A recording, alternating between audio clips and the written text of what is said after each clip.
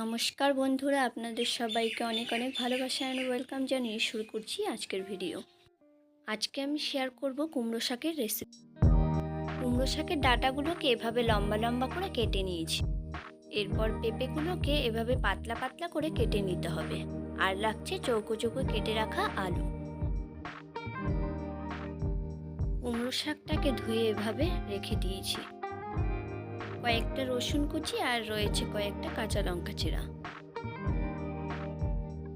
কড়াই গরম করে দিয়ে দিলাম 1 কাপ জল। এরপর আমার মনে হলো যে আরও কিছুটা জল প্রয়োজন, তাই আরও 1 কাপ জল আমি এখানে অ্যাড করে দিলাম। জলটা উষ্ণ গরম হয়ে যাওয়ার পর কেটে রাখা কুমড়ো শাকগুলোকে জলের মধ্যে দিয়ে দিলাম।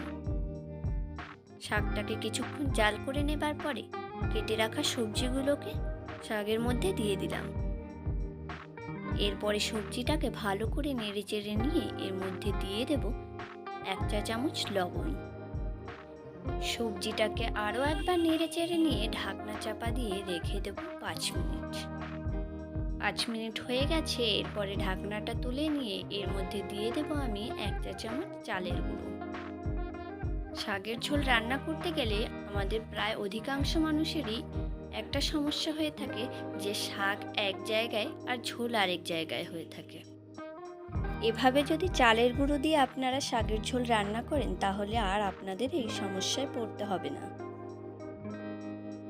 এখন দিয়ে দিলাম 1/2 চা চামচ হলুদ গুঁড়ো। শাকের ঝোলে খুব বেশি একটা হলুদ দিতে নেই, তাহলে শাকের টেস্ট একেবারে নষ্ট হয়ে যায়। আপনারা এভাবে একবার বাড়িতে শাকের ঝোল ট্রাই করে দেখবেন, খুবই অসাধারণ হয় খেতে। একেবারে কম মশলায় খুবই হেলদি একটি রেসিপি এটা। শাকগুলো সিদ্ধ হয়ে গেছে। এবার এগুলো আমি একটি পাত্রে নামিয়ে নিয়েছি।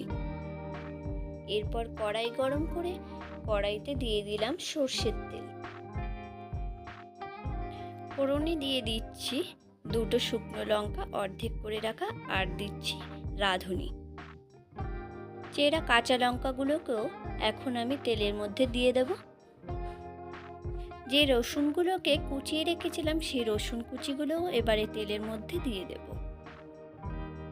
রসুন কুচিটার জন্যই কিন্তু শাকের ঝোলটার ফ্লেভার একদমই অন্যরকম আসবে। এরপর উপকরণগুলোকে কিছুক্ষণ ভেজে নেওয়ার পরে একটা হাতার সাহায্যে শাকটাকে তুলে নিয়ে আমি তেলের মধ্যে দিয়ে দেব। এরপর বাকি শাকগুলোকেও আমি ঢেলে দেব।